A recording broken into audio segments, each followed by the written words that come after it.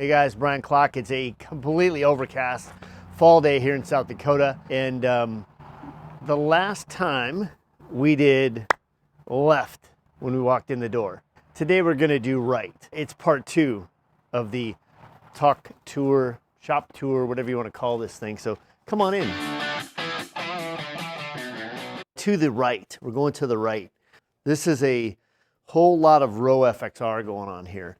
I don't even know where to start, honestly. I had these bikes, this bike particularly, for over 20 years, this frame. Mark Rowe, legendary frame builder, drag race, bike guy, built really lightweight frames. These frames are incredible and just did a great job with it. You'll notice this little cutout right here in the radius.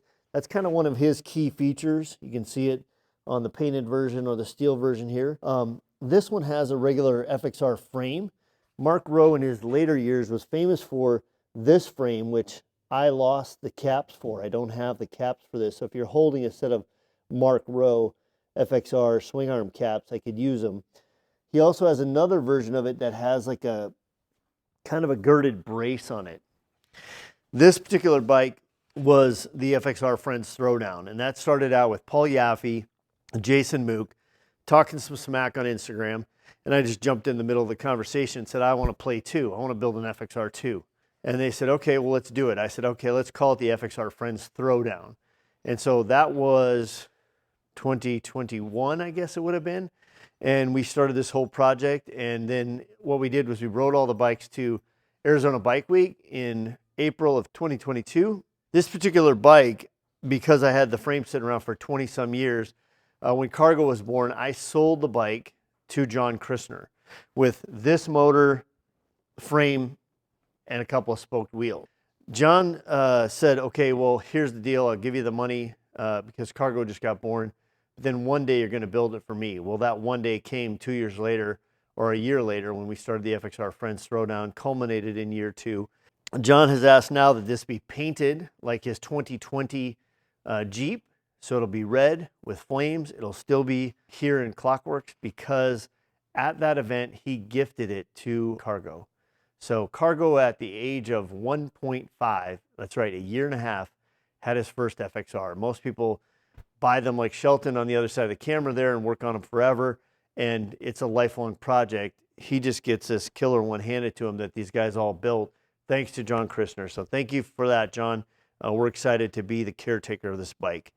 It's got Moto Gadget bar end turn signals, PM controls, 39 millimeter forks, Acron hoops, just a simple Ness headlight. This speedometer cup is a rapid prototype printed. You can see it's separated there. You can see the line. This was just to get it done. Ideally, we'll make this in billet, but it was kind of a test product to see if we wanted to do it. It mounts to the top of the tree, and it has a Dakota Digital speedometer in it. So pretty cool part there that maybe we should consider putting into production. You can leave your I want one of those in the comments below kind of thing.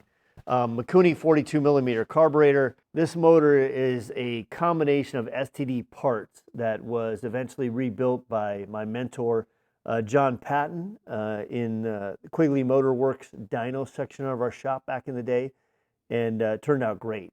The metal work on this bike, it's hard to even want to paint it. It uses one of our stamped steel fenders that was just done in raw metal, but the real tricks come from Rob Roll, Donnie Smith's metal guru. Rob literally finished up this neck, the tank area, cables go right through there, mounted this Sportster tank, put a different filler on it. Kellerman, I believe it's called ATTO, these little turn signal brake lights. So literally this is the brake light and turn signal all in one. But look at the metal work that Rob did here on this strut to kind of make this otherwise squared off frame really follow the radius here, follow the fender. Took one of our bagger fenders and chopped it down and then moved the Frenched plate frame area up into this fender so it's all slick and smooth and fits right in there, okay? Low mounted PM caliper, little tricks like you take the stock FXR brake pedal and you just cut it in half, right? So simple little stuff. Rob made the pipe, did that beautiful oil tank for us. and battery box all in one. And when you look over here at this bike, you'll also notice some metal tricks that Rob also pulled off, okay? This bike we just obtained from a guy in Minneapolis who had it built.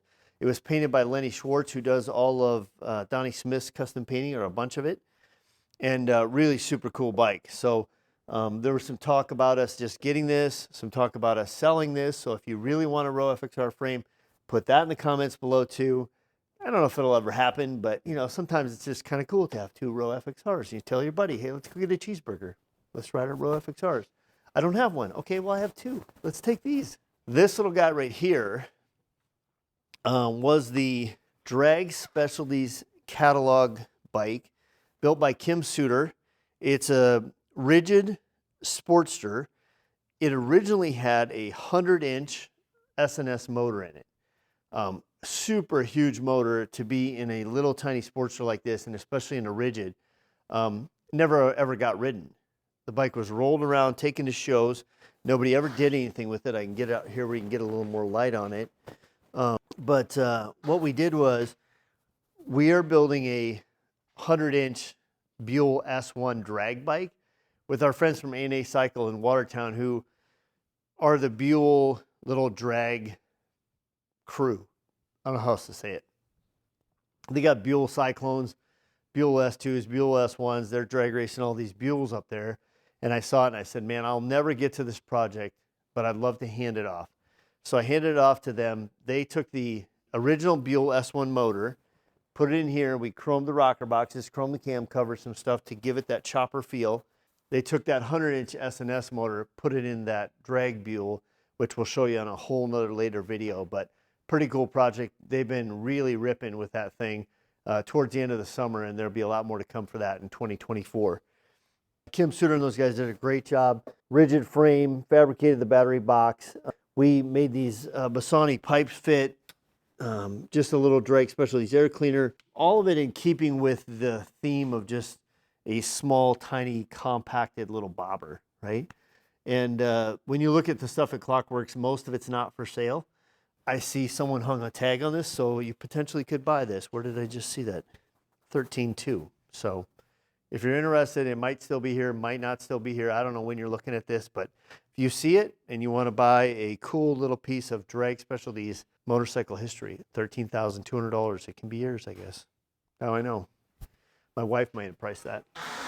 The gas cap has an eyeball painted on it. It's flush mount gas cap. So that just turns like that, twists this out like this.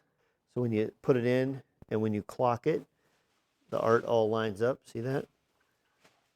Just like that. So really cool piece. Like I said, it's never really been ridden other than some test miles, but this little Bule S1 motor certainly makes this thing get down the road. It's got Metzler tires on it, front and rear, a Danny Gray custom seat. So lots happening in the world of little rigids. Speaking of that, I think we had enough time to do these two bikes. 2008 S&S's 50th anniversary happened, and they asked us to build a bike. These bikes are serial numbered from 1958 all the way to 2008. So 58, 59, 60, 61, all the way through. This bike just happens to be serial number 2003. And so on the inside of the case, it says 2003. It's part of the VIN. So pretty cool deal. Used a 2004 Sportster tank, which we took the fuel injection system out of the bottom, stuck it on the top here. This is a Bule 1125R or whatever it was. This is the fairing off of that. The fender is a lot designed like a land speed racer bike where you're just keeping it all compact. It's got a set of very rare PM mid controls and a PM belt drive on it, and of course an X wedge motor. This was kind of S&S's answer to mass production motors for American Iron Horse, Big Bear choppers, all that stuff that was going crazy in 2006, 2007. They came out with this motor, so this was a big deal for us to use this motor. Doug Wozni is the gentleman's name who made this wrapper, I think it was called. It's a piece that goes on an S&S air cleaner, painted to match. You'll notice it's the same color purple as my original FXR Iris and the Chopper Friends Throwdown chopper that we built with Paul Yaffe and Jason Mook and everybody for the event this last year in Arizona. Just had to wrap the pipes because we were basically running out of time, hustling to get this bike done for the event. The frame is a Rolling Thunder frame that houses this big monstrous tire in the back here, and it was actually a customer kind of stiffed me with this frame, and so I had it laying around, had the wheels laying around. So we then took a Softail frame and stuffed this X-Wedge motor in here. It's a pretty cool piece though, and my daughter Carly said, that's my bike, Dad. I want that bike. I love that bike. So she was 16 at the time. We made the decision we're never selling it. So it's still here today and lives on as part of the S&S 50th history. If you'll come in, you'll notice we've got this signed board by all the builders. We've got some art that Stephanie Sattler did. That is a unique piece. She only did a limited edition of these prints with all the motors going back to panhead, knucklehead, shovelhead, you know, twin cams, the X-Wedge, all of it. And these, again, like I said, are all the bikes and all the different builders. Hot Doc Custom Cycles out of Japan actually won the show as far as being the winner. All the people who built bikes voted on that. This little guy you'll see in front of it, we'll cover this one last, but it's definitely not last. This is called the Root Buell. This is a bike that belongs to Robbie Pastor. We built it and was featured in Ironworks magazine, I believe, maybe somewhere around 2003. So like 20 years ago. It's hard to believe that this bike's 20 years old when you think about it. Still stands tall at Sturgis or any event. Robbie generally just rides it at Sturgis. So we'll get it all fixed up. We'll bring it to Sturgis. And it's been known to be in a street racer too. It's an 88 cubic inch built motor. Everything's done to this thing. The crank is balanced. Everything about this bike is just go fast. You'll notice the stature of it as I'm kneeling down here. I'm still towering above it. It's a tiny little bike. And Robbie has raced baggers, has raced Buells, done all the things and been a hamster for a lot of years. So he said, I want to feel like I'm drag racing all the time. I want to feel like this is just my quarter-mile bike.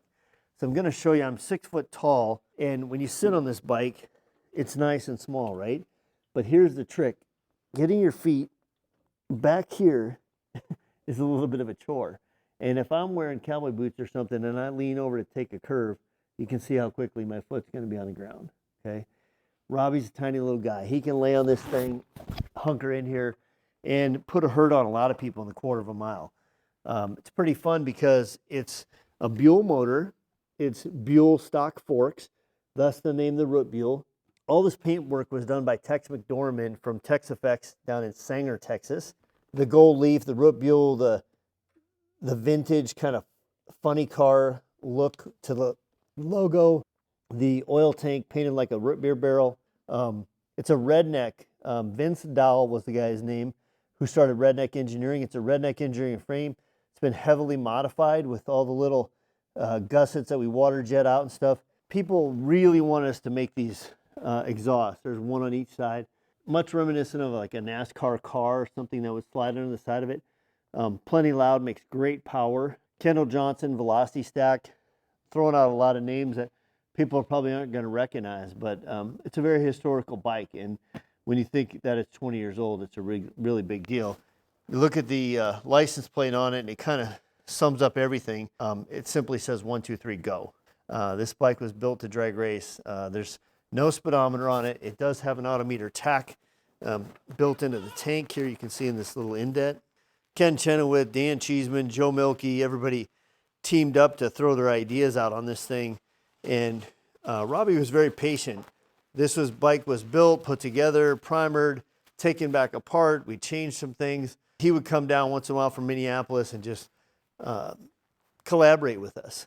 So, man, I only got through 5 bikes. Sorry. It's a lot to see here at Klock Werks. So we'll see you next time.